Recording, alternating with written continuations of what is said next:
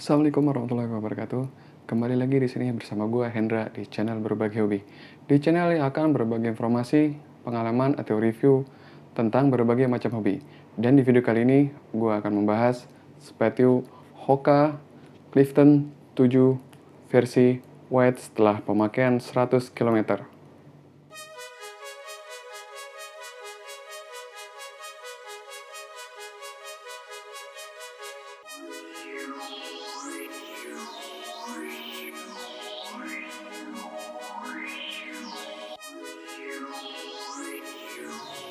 Di video sebelumnya, gue udah bahas tentang first impression soal sepatu ini.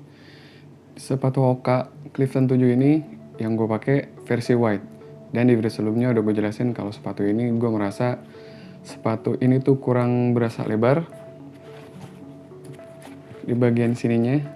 Jadi di sisi luar kelingking itu terasa seperti kurang nopang ya bagian alasnya.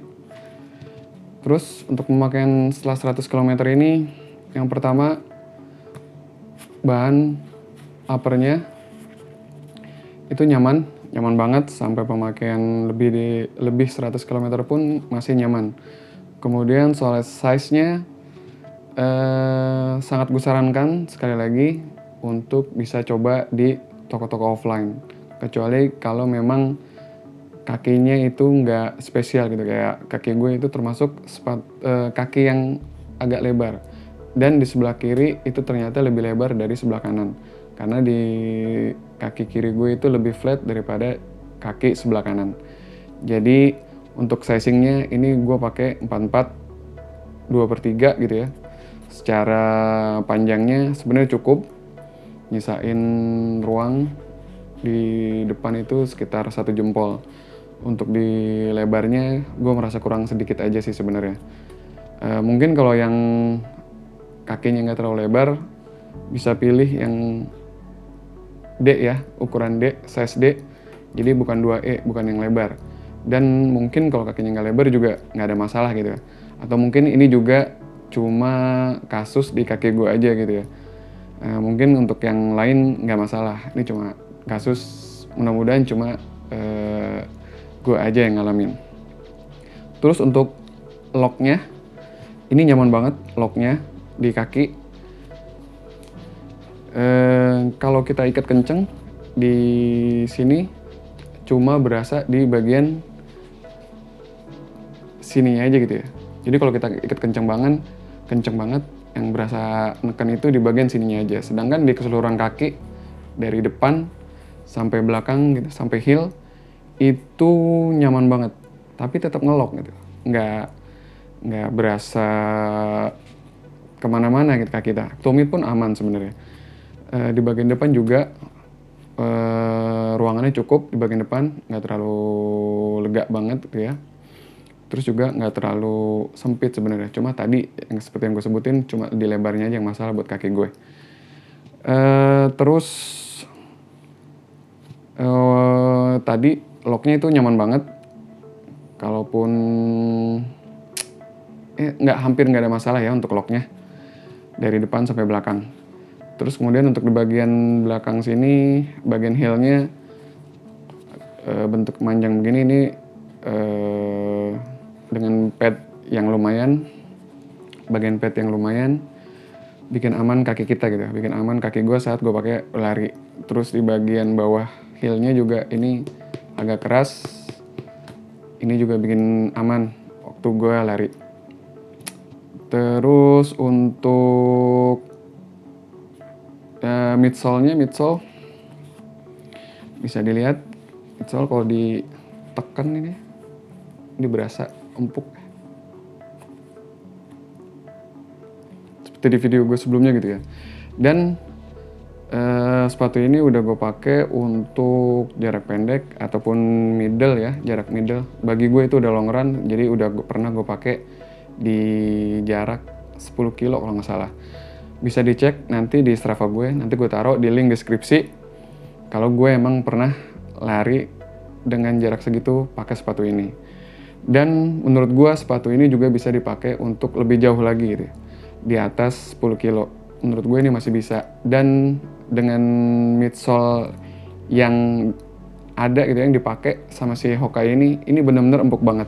Dan empuknya ini secara menyeluruh dari depan, tengah, sampai belakang itu benar-benar empuk. Jadi sepatu ini benar-benar bisa nyaman dipakai lari gitu ya, buat jarak dekat, jarak middle, mungkin bisa jarak jauh juga gitu ya.